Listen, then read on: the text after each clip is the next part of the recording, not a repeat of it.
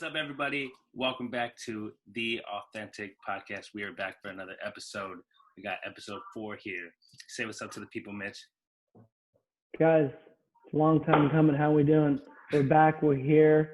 We're excited to be, on all these, virtual platforms to get our message out to you. And I think this episode's going to be a really good one.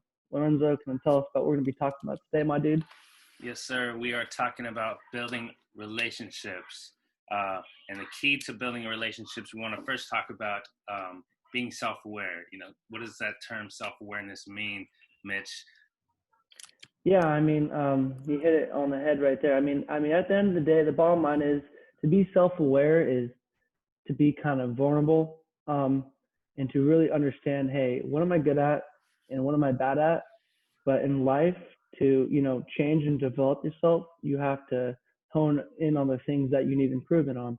So to be self-aware and to understand that you need to work on some qualities and traits. And when you run into other people that are in your mastermind group, people you work with and you like and you hang out with, you say, hey, these traits are valuable and these traits really work for this guy. Well, I think I'm going to really mirror those traits from them and embed them into my own life and use them, as I move forward through life. Yeah, totally agree. And it's a lot more, delving more into, who you are as a person. Everyone can say when they go to an interview, like, oh, what's your weakness? I'm a perfectionist. Like, I hear that all the time. Like, are you really a perfectionist, or is he just saying trying to make something up? Like, wouldn't you really like figure out what are you good at and what do you need to develop on? Building relationships, you can really find out who a person is by talking to them. But and that's what we want to talk about today. What skills and I feel like when you're more honest and sincere, like you said about it, you're going to be able to truly grow. So right, be authentic with yourself. Yeah, so it's where it starts. And then we're going to talk about the skills and traits. What does it take to build, not only build but maintain relationships, because that's a key for any area of your life, or professionally, for personal life. You want to build those relationships, but not only build them, you want to maintain them. So we're going to start with a good first impression. How are you being perceived, and what value can you add? Mitch, can you talk about that real quick? Yeah, for me, a good first impression is definitely the most important step to building upon, that relationship. It kind of sets the foundation for you to move forward. And, for me, it's kind of really understanding the person I'm around. And, Jim Rohn said, when you're talking to somebody, you have to make deposits into their emotional bank account. And what that means is basically when I'm talking to somebody, I'm in the moment, I'm listening to them, and I'm saying positive comments to them, uplifting them, and just really hearing them out and understanding their common likes and interests and reiterating that back to them. So it says, I'm here and I'm listening to you. And it really forms common ground, because it's human nature. When you form common ground in a relationship, it really will, make that relationship a lot more stronger and build a lot more trust. So that's why I think where the first impression kind of comes in for me. How about you, Lorenzo? For me, it has to do with a lot of energy. When I meet someone, I can right off the bat, if they're smiling, there's just that energy about them. That, they're upbeat. You shake their hand. We can't shake hands right now, so we'll do an air bump. While you're wearing your mask and everything. But the energy, you can feel it. You can pick up the vibe. You have either a connection or or you're not feeling it, and that's where the first impression comes in. Yeah. And if it's personally, it's all about, I love that the follow-up text message, like, oh man, it's dope, nice to meet you, maybe we can link up sometime or talk about something else, go grab some coffee. That follow-up is very key to show that you're interested, or you're building that relationship. For professionally wise, it's that follow-up email. So, hey, those really cool talking to you. I'd love to pick your brain on what you think about this and that. And when you really ask people questions, they Yeah. love to give their advice. They love to tell you what they know. Yeah, because everybody likes talking about themselves, right? It's human nature, Mm-hmm, right? So if you mm-hmm, can avoid that and let them, take the realm on just kind of talking about themselves, it's definitely a good value add too. And like I said, taking initiative, right? Texting them, calling them, emailing them, that, shows a lot of value to that person you're building a relationship to. now we're going to talk about this phrase that me and Mitch were talking about before we started this, and it's called out of sight, out of mind, and how it correlates to the Touch campaign and how to become visible, and what does that mean? The out of sight, being out of sight, out of mind. Yep. I mean, I love this concept, right? Out of sight, out of mind. If you really think about it, it's kind of some common sense. For me, the more you're in front of somebody, the more interactions you have, the more that they're gonna, be embedded into their mind, into their memory, and think of you. And when you're not in front of somebody, you're not making the initiative to reach out to them.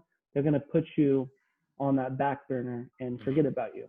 So for me, I call, kind of the data collection period or that touch campaign where for me, when I form relationships with CPAs, the partners I work with in my job, it takes about 12 to 13 touches. But Wow. starting off with a phone call, hey, Jim, I'm going to be in the territory. Can I stop And by and drop that's a off some touch. donuts? A phone call's a touch. Yeah. Email's a touch. What else? I What stop is by, touch? drop off some magazines, some food for you guys, and stop by, and then the follow-up email. Hey Joe, thank you for having me, Mm-hmm. and then invite them to a networking event, right? Get Mm-hmm. them connected to other people, and meet them to your network and your group of friends, Mm-hmm. so that you're vulnerable and letting them know who you are and who you hang out with, and just after that take them out to dinner.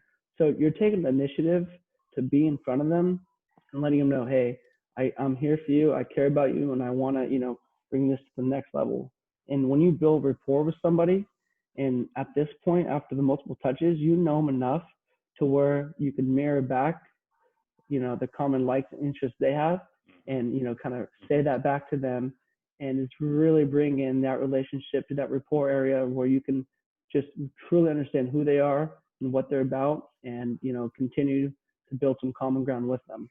So Mm-hmm. that's my kind of take on that, and it definitely works in my job, and it goes a long way. I How want to about you, ask you Ryan? this. I want to ask you Yeah. this. You know, you have those times where you talk to someone and you have like a lot of common interests, but what happens when you're talking to someone, you're out to dinner, you take it or you're trying to build that rapport and you have absolutely nothing in common? How do you end up building that relationship? Yeah, I mean that happens all the time, right? So that's where I still use that mirroring phase, where I keep Mm-hmm. asking question after question after question, Mm-hmm. and digging something, out of there at least. Because at the end of the day, people still have personal lives. Mm-hmm. So if they're married, hey, how are your kids? Everyone loves Mm-hmm. to talk about their kids, who they're Mm-hmm. married to, if they have any Mm-hmm. dogs. There's at the end of the day, there's still going to be something for you to talk about, because everyone loves to talk about themselves and their family and what their kids are doing. Oh, my kid just graduated here, and they'll talk to you for about an hour and a half, 2 hours about their family and what their kids are doing. They have new nephew on the way, new nieces, new grandchildren. So if you can just go to the family aspect of it and personal life, it can kind of save you and take that relationship to the next level and kind of save yourself. Yeah, I love that. I love how you said ask question after question after question, and it's not just about asking questions though, but you're showing interest. You're smiling. Your body language. You're using all of that That's huge too, to. right? Like you said, look in the eye, good, healthy eye contact. Mm-hmm. So, Yeah, what's your all take that on all it that for you? helps.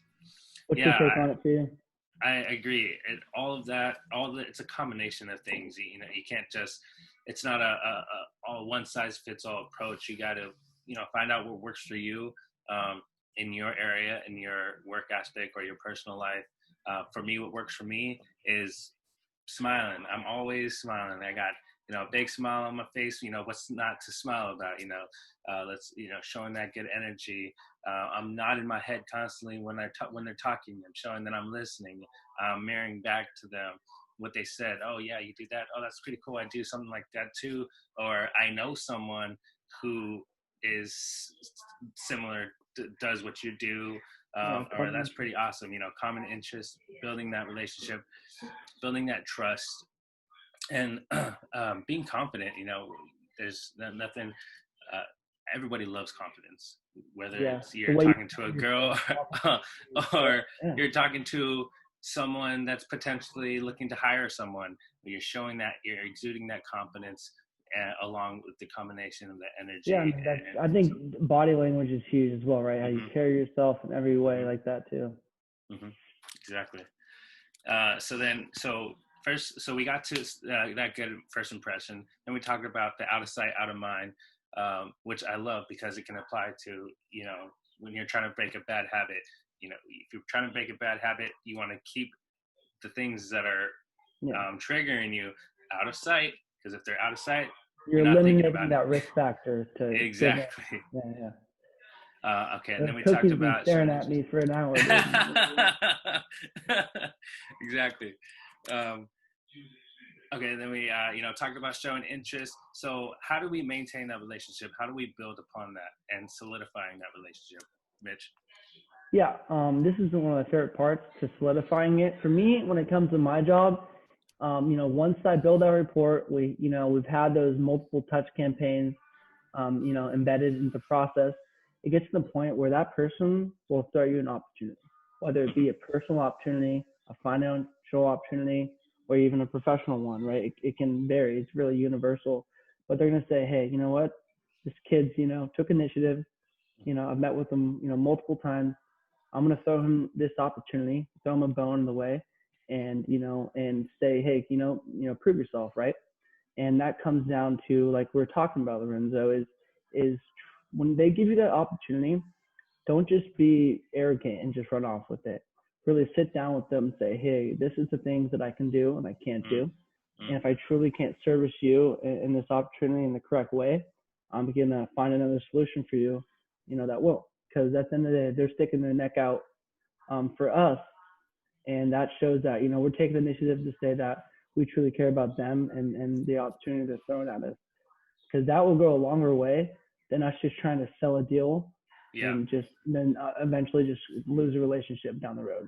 So it's a Right. long-term goal in a way. Mm-hmm. So how I about love that. yourself? What do you kind of think about that? Yeah.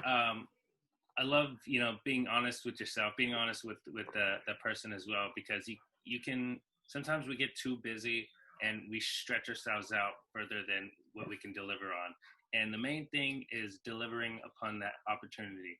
Because someone gives you that opportunity, they're risking either themselves, or they're being vulnerable, or they're putting their neck out for you, in the interest of helping you. So now you got to deliver. And if you don't think you could deliver, you got to be honest. Be honest with yourself. Be honest with that person. Like, honestly, I would love to do something like that. I would love to take this on, but I think I'm kind of stretched out. I'm Yeah, I'm taking not more ready. than my bandwidth right now. Yeah, exactly. And you don't want to stress yourself out, because if you don't deliver, then you're hurting trust, you're hurting Yeah, the opportunity, and then it's hard to come back from you're gonna that. dig yourself in a hole that you can't get out of. Right. So I think solidifying that relationship is being committed, and then showing that you can commit, and showing that you can deliver, and showing you can be, on time, and, with that person. So then that way it builds the relationship and it doesn't hurt it. And that's how you maintain it. And I really think it works in your personal life, and, with your manager, where you want to go. If, someone that doesn't work in your core group is reaching out to you, you want to show that, hey, this is what I can do, and I can do more. And Yeah. then they give you a little, and then they give you more. Yep, exactly. Once you prove yourself in that first opportunity, it opens up a whole new amount of doors that you can, take advantage of. So it's definitely very valuable. Absolutely. All right, that's pretty much wraps it up for episode 4. Hope you guys are following us on Facebook and Instagram live. Slide through our DMs. Slide through our DMs. Ask us a question about, how do you build, maintain, or, maybe what do you guys want to hear next? What's the next topic we should talk about being authentic? We want to hear from you guys. Yes, sir. I'm excited. You guys take this with you into your real lives. I think it's going to be very valuable. And we also, learned something from each other on this episode as well. So Yeah. looking forward to the next one, guys. All right. Till next one.